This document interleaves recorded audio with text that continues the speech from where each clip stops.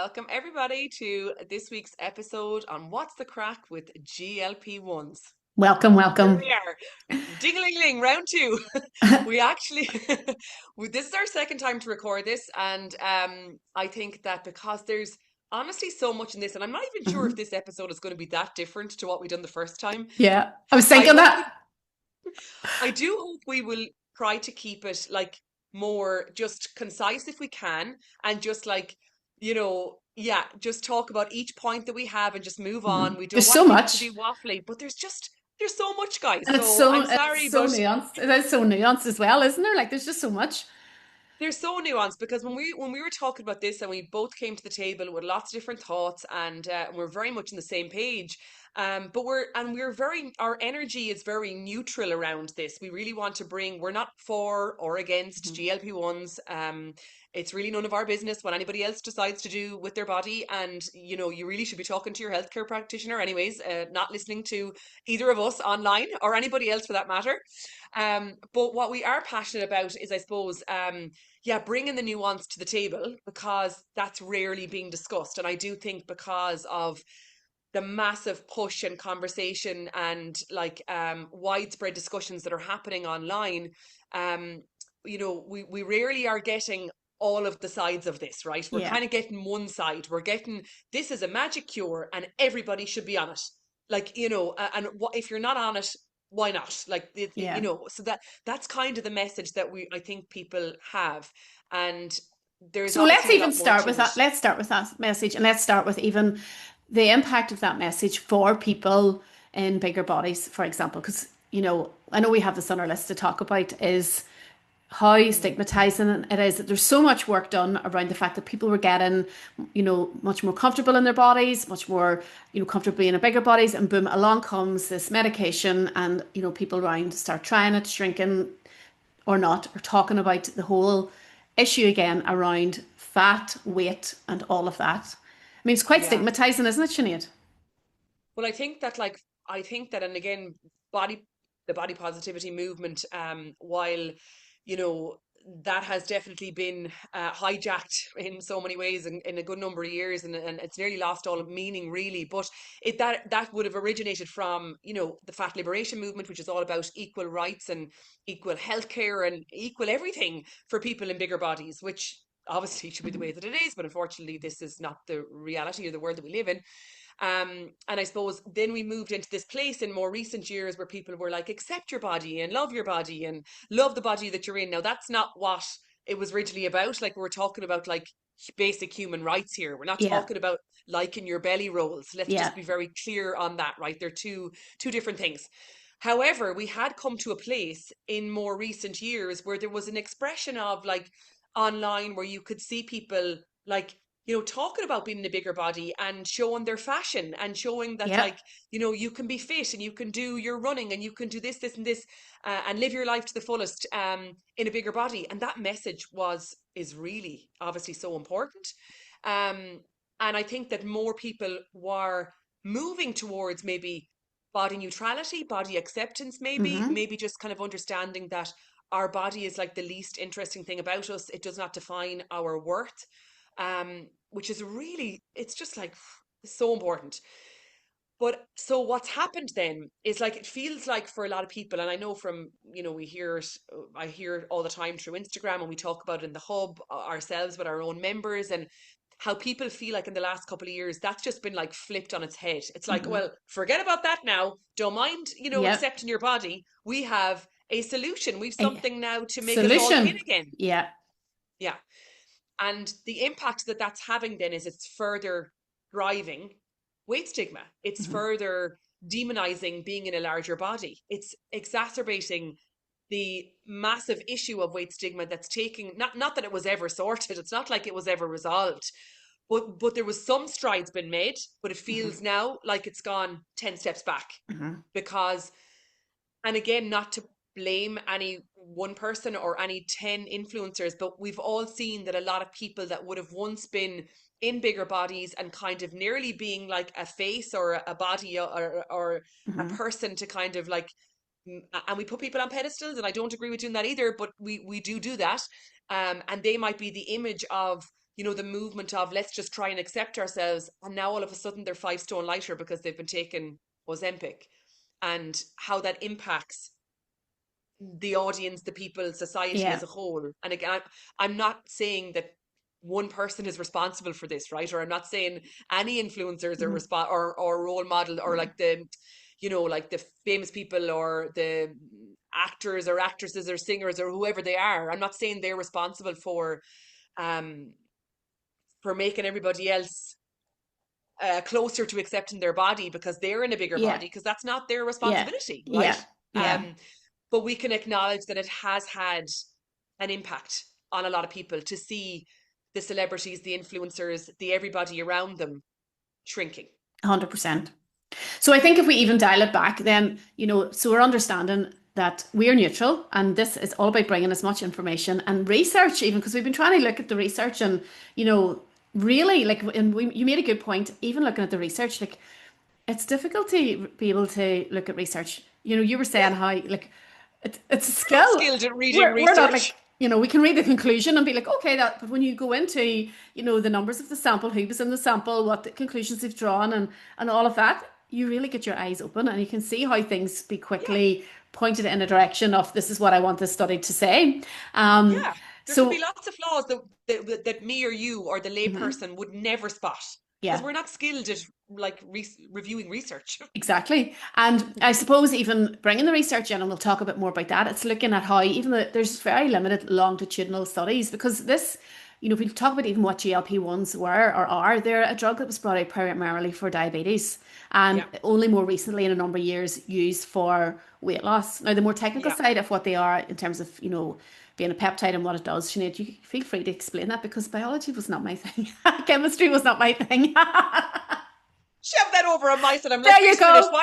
what do my notes say? So we'll refer to the notes for that one. Well, look at I again like, hey, this is not my forte either. Obviously, we've all heard of GLP-1s and we all know them by the names of Ozempic, Monjaro, Wegovy. What else is there? There's probably another one or Something again two. with Z, I think, wasn't there one? I'll find it. I'll Oh, find it. Zepbound, is it, or no? What's it called? Zepbound, yeah. Anyways, Zepbound. It is it Zepbound. is. Okay, Mm-hmm. yeah. So essentially what are they? Well, they're glucagon-like peptide 1 agonists, and they, yeah, like you said, they were originally developed for type 2 diabetes, and they have been around for a good number of years. So they're not new medications. They have been around, I think, since the 80s. I'm not sure if that's Mm-hmm. correct, actually. It's 20, or maybe no, maybe it's not 80s, 20 something years. 20 years. I So think 20 years is, yeah. yeah, I think that's about right. And then they mimic obviously your natural GLP-1 in your body, because we all have the naturally occurring GLP hormone that helps us with you know insulin release and regulating our blood sugars, and it helps us in terms of digestion. Um and I suppose obviously what these medications do is they are making sure that your GLP-1 pathway is operating really effectively, too effectively. So basically it's slowing all that down. It's reducing your hunger, it's reducing your food cravings, it's reducing the thoughts about food, the interest in food. It's like bringing that all way, way, way, way down. And so essentially what the research is showing, it's not that the medication itself is resulting in weight loss. What's happening is, of course, is that because of the mechanisms of how it works, and you're no longer that interested in food, and you've reduced appetite, and you can only stomach maybe a certain amount, and then you begin to feel really full, you're just consuming less food than you are Mm-hmm. before. Like Yeah. it's still an energy deficit. You're just eating less food, therefore you lose weight. um and I suppose so far a lot of the research will show that I think it's up and around like 15% body weight. Some Yeah. of the research is showing is kind of can be lost. That people are losing that amount. So it is higher perhaps than a lot of other interventions, which would Mm-hmm. be more around 5-ish%. Having said that, we still, and this is where the piece is yes, it is resulting in weight loss for people. Like that is happening right now. For some people. And some people, yeah, exactly. Some people, for people, some people that are taking it. And again, this is the piece. There's just so many, there's so many ands in this conversation. Yes, some people that are taking it are losing weight. And there are people that are taking it that aren't losing weight. Mhm. And the people that are losing weight, what we are also hearing and seeing anecdotally, but also it's showing up in the evidence, is that the weight loss stagnates, so Yeah. it slows down. So the first couple of months seem to be when you lose the most amount of weight, and then it kind of tapers off, which makes sense because, as we know, Mhm. our body is really super smart and adaptable, meaning that over time, and give our body a bit of a chance and it will catch up to what's going on, your body is, and your system is there to keep you alive in service of your survival. So you won't likely keep just losing weight Mhm. rapidly. Your body will go, uh-oh, something, we need to change something here. So it makes sense that people are reporting that over time their weight loss Mhm. Yeah. stagnates. And I suppose even whenever they come off it, um, this is interesting observations to make as well. Is it how many people are able to stick on it because of the side effects? So I know the research study that we were looking at had a massive dropout rate. Isn't that right? Had a Um, huge dropout rate, yeah. yeah. Like after a short enough period of time, like I don't know, was it a year that it Yeah. was 50% of a dropout rate, and then 89% That's after, right. I think, 2 years or three Yeah. years. So it's showing us that obviously there is difficulty with being on this medication long Mhm. term. And maybe, you know, And that's a because of piece this, as well. yeah, because of the side effects, which is one, but also then because, and when they do stop, the rebound effect, it's still there. So if we, and I think that's where we have to be careful because we don't have the long-term data to say, what's going to happen in 5 years, what's going to happen in 10 years. And, I don't know if you remember, I mean, I know certainly whenever like we go over with clients their lifeline, they talk about maybe the drug Orlistat years ago, which was the fat burner that you put out all your fat. And it was the whole end thing that people took about 20 years ago, I think. There's Yeah, part of me is like, let's keep looking at long-term research and you know, see where yeah, this is going to go because the reality is none of us know. And what we do know is that for some people it works on some level. If we say work is it gives them weight loss, does it give it long term? Then we're not sure. But also then the other side of it is that at what cost?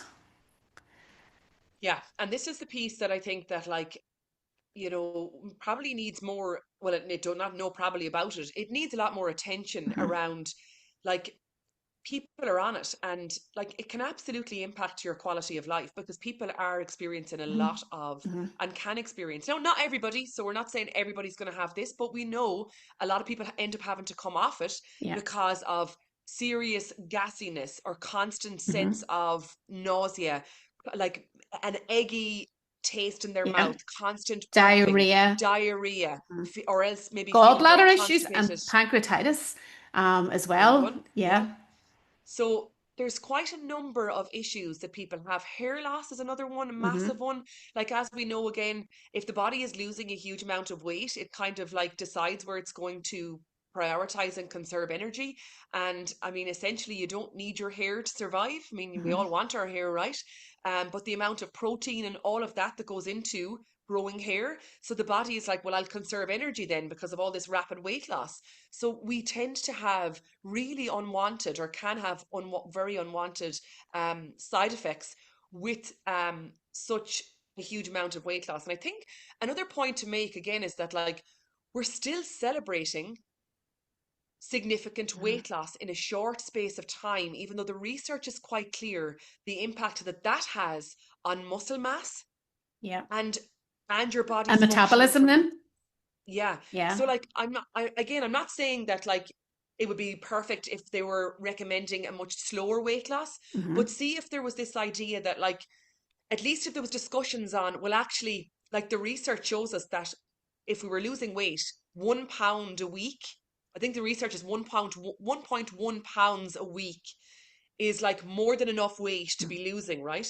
But what do we see? We see that people are losing like 2 and 3 stone within a matter of That's months, right. right? So that, Yeah. like, if you're to break that up, the maths aren't adding up. Hmm. It's telling us that people are losing it way too Muscle, quickly. yeah, because So they're it's, losing they're losing muscle, and muscle is a metabolic engine, and muscle is yeah, actually really hard to build and put back, to put back on. So whenever people, get weight loss, because yes, it is coming off in the scales, and then maybe enter the rebound phase, or for various different reasons can't access or continue the drugs because of side effects or because of the cost, because we even know the cost is rising, and the rebound's happening, then the rebound doesn't happen with gaining muscle back.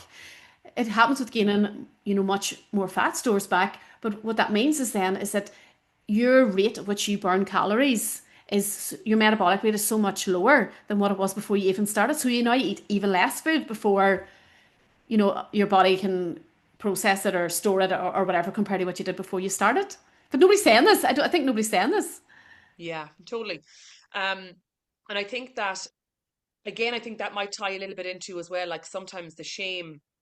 Like we know people in bigger bodies have experienced, they live in a world that's stigmatizing against people in bigger bodies. So there's often a lot of stress, and they constantly get the message of lose weight, and just the constant focus on weight. And then this miracle drug has come out. They go on it, but either it doesn't work, or they can't tolerate the side effects, or like you said, the expense, the accessibility, or maybe there is fear of like, you know, the long term, like, am I really going to be on this for the rest of my life? Mhm. Or maybe you've got women that are like, oh well, I don't know if I want to get pregnant. Like there's loads of, Yeah. it's not Nuances. some, Yeah. there's It's so just many not black and white reasons. at all. It's not like, yeah, exactly, it's not black and white, so there's loads of reasons that you might not be on it.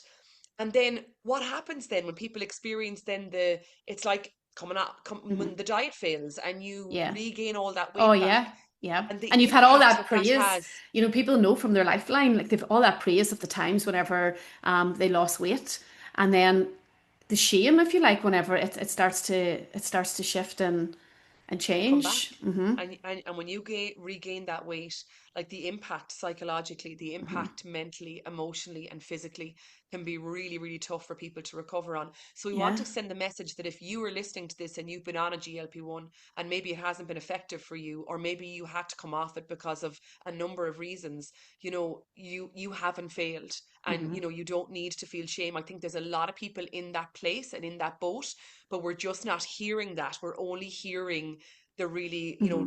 And like because life like such changing. such a big percentage of people are on it, like I said, it's a bit like the Slimming World days where all you seen was all these people losing lots and lots of weight, and people thinking, oh my goodness, that could be me. But when we look at 5 years, how that works, we know that, the very, very high percentage of people regain. But when you've a Yeah, million people on that, because that's the statistic of who is ever actively on it within, I know, the north of Ireland and the UK, then if 1% of those people are the 3%, let's say, are the 3%, then that's a lot of people in a million. So when you're seeing all that, but you're not realizing actually the majority of people aren't getting yeah, the results or success. It's just shows how things can skew in your own mind. It's so biased. really, And that's what yeah, we want to highlight is that all we're seeing is that, here's the wonder drug. This is how you just use it, and this is a magic one size fits all solution, which I think what we're highlighting here totally. is it does, give some people weight loss, but for a lot of people it doesn't. And then let's talk about what it doesn't address, because what it Yeah, doesn't address is your and this is the area, relationship obviously. to Yeah, food and body. The meaning behind what you're doing with food, the meaning behind how you're using food, why you ended up using food like this. It doesn't address any of that, how dysregulated your nervous system is.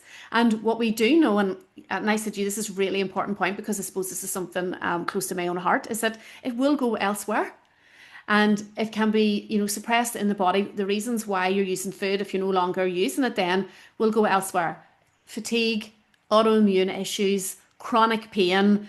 Our body is so wise and smart, it's always trying to help us survive, as you say, and it'll find the best way to do that. And if we're no longer having a coping mechanism with food, then it will put it somewhere and put it into the body in pain, put it into the body in tiredness, all of that. So how is that helping your health long term? Whereas the real hmm, work is in regulating the nervous system, building, into the new beliefs that help you form your healthy habits, use your intuitive eating principles, if you like, and really get to the meaning of why you're doing what you're doing and find regulation with it, regardless of, GLP-1s or not.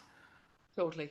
No, totally. It's not getting to the root cause at all, of what's really going on. And honestly, for some people, it can end up that you engage in behaviors that are equally maybe as destructive, if not Yeah. more. And that's the Hmm. piece. We don't know Hmm. where that will be then channeled. Yeah. So it's not getting to the root of that. And ultimately, you know, staying on them or not, here's another piece that I think needs more attention, is that the high prevalence of malnourishment on these Hmm. medications. Because if you think about it, people that have maybe what they describe as a lot of food noise, um, and again, and I'll probably toggle between these points, I want to touch on both of them actually.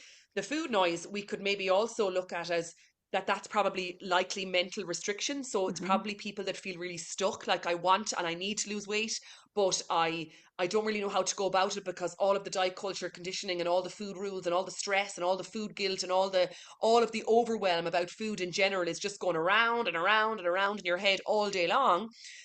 So that food noise, or what we might refer to as mental restriction, even though people report that goes down and it reduces, but then you still likely have got a lot of unhelpful beliefs and an unhelpful relationship to certain Hmm. food. So people's appetites are reduced, but are they actually able to consider nutrition in a Hmm. really balanced way? Yeah, Or are they living off foods that perhaps aren't super nourishing? Yes, you're losing weight, but how nourished are you? exactly.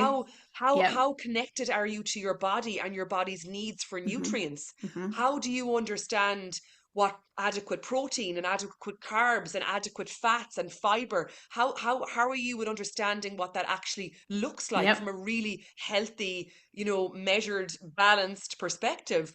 Or do you still have all of that food stuff going on, but Hmm. you're just you are losing weight, but there's still Yeah. that's all And it's nearly unresolved, been and that's what celebrated. we Yeah, it's nearly been celebrated that, oh, food noise disappears. But, I know in our conversation you were saying that we need a certain level of food noise. We're supposed to think about food. If we didn't think about food, then how would we nourish or feed ourselves?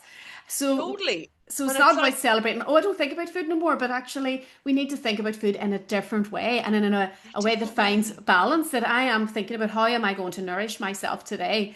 And then I will do that, and then I move on with my next life experience. And yes, I might not be thinking about it all the time, all day, and the reduction Yeah. is great, but not thinking about it at all is also not the answer.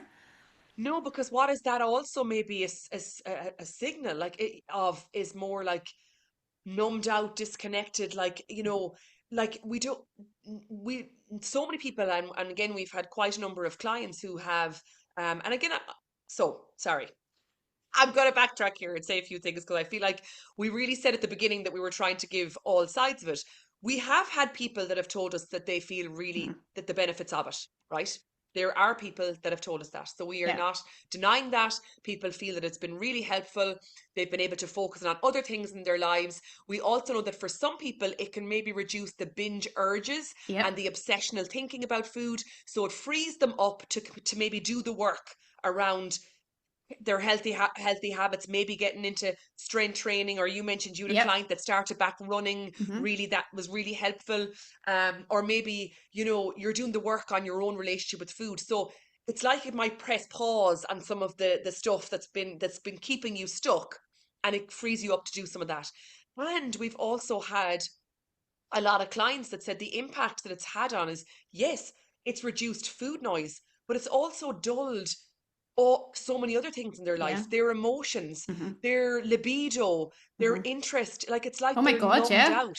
Yeah, and I Like, think like a good point, even just from lived experience of some of the people, that we've connected with. I mean, I know someone personally who had to come off it because they were suicidal, and they were one of the yeah, least suicidal people that you'd ever meet, as well.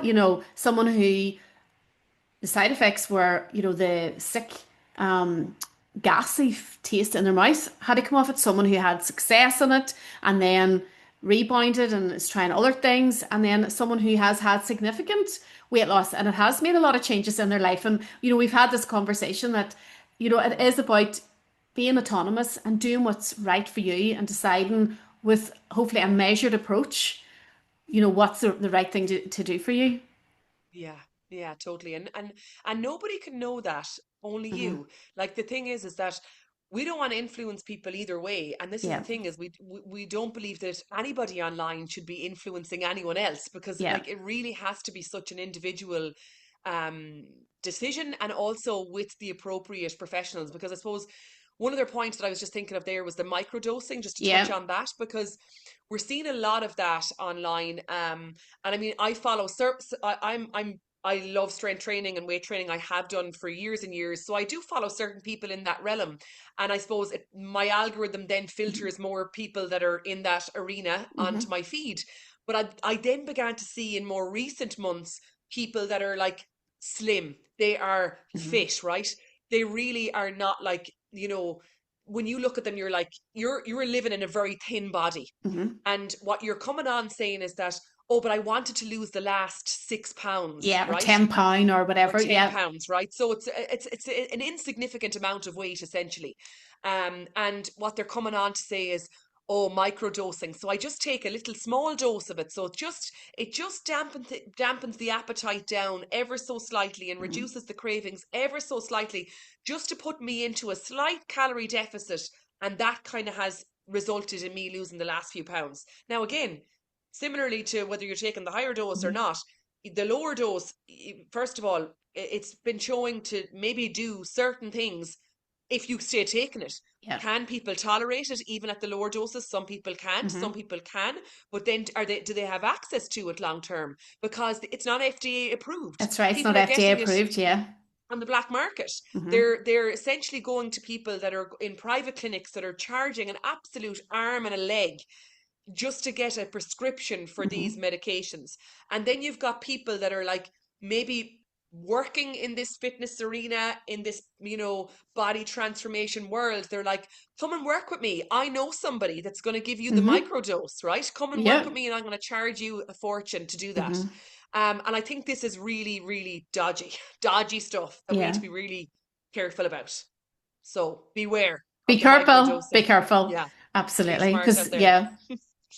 Um, So I'm I just trying think, to keep an eye on my notes. Did we say, was there anything else that we maybe wanted to touch on? I think that, like, ultimately, I feel that the overarching message that I would mhm, really like people to kind of walk away from is that whether you choose to take GLP-1s or not, because we don't know until you take them, would it be something worthwhile for you or not? We don't know if you're going to be one that has really bad side effects or if you're going to be somebody that doesn't and has a lot of benefits. We don't know. We don't mhm. know. Um, but what we do know is that no matter what, you have to eat for the rest of your life, Yeah. right? Eating needs to be something that you do to stay alive forever. So it's a really good idea to have a really healthy relationship with food. It's a really good idea to understand why you might have been turning to food in the first place and why Mhm. maybe your relationship with food wasn't maybe healthy in the first place. And it's also important to know, well, things like how your nervous system works, the Yep. beliefs that you hold The about weight trauma and that about you food, hold. Yep. yeah, in your body, Your emotional habits, how you're emotionally regulating, all of the that. different all Yeah. of that, the different cognitive distortions that you might have about food, body, life in general. These are all things that, like, it's so worthwhile to do the work regardless or whether you're taking medications or not, because our take on it is that we've seen people, we've had some people in our hub that have done really quite well because they've done the work. Yeah. They have done the work. Yeah. They spend 12 months or 18 months really doing the work on their relationship with Hmm. food. And their approach to making that decision to go on the Yeah. GLP-1s was a different ball game to Yeah. what we're seeing when people are in a place of panic and Yeah. stress and pressure from Yeah. their doctor or Hmm. family or whatever. And it's a different setup entirely when you Totally. have done the work on your relationship with food. Because what it means is whether you stay on them or not, whether it results in weight loss or not, Hmm. when you have a good relationship with food and your body, then you're kind of open to seeing, well, I'll see how this goes. Yeah. This Hmm. either way, I'll be okay. Either way, I'll be okay. Yeah. Either way, I've learned how Yeah. to feed my body in a way that feels good, even though I've learned how to dress my body in Hmm. a way that feels good, move my Hmm. body in a way that feels good. So even if it doesn't result in weight loss or I can't stay on it, and also, and this is the other piece, Shauna, is that we've had members say to us, even if I lose weight on it, I know I'm not a better person. I Yeah. know I'm not going to celebrate that. I'm Yeah. just going to Hmm. see, how does that And how does even that I impact think my life? what I would add in is also some people may be thinking, I don't want to see how it goes. And if you're on the fence about it, but you feel the pressure of it, then what we really would say to that is it's okay to press pause on that. Yeah. It's Yeah. okay, if in doubt, I always remember my mother saying, if in doubt, wait it out or something. And I think that's really important message Yeah. that you don't Yeah. need to rush and try this or give it a go or see how it goes, or it's okay to have the autonomy also to say it's not for me right now. Yeah, yeah. I think that's maybe something we'll finish on then. It's just to Hmm. remember that if Yeah. you have uncertainties, if you have doubt, we're not saying say no, we're not saying never, but maybe just press pause. Hmm. Maybe just keep doing the research, maybe see how it goes. Maybe in a year's time we'll have more information. Hmm. It could be worthwhile really Yeah. taking that pause Yeah. for yourself. And And in the even meantime, work on your relationship that's with what I food. was about to Took the words out of your mouth. say. You did. Thank you, everybody. Thank you, everybody.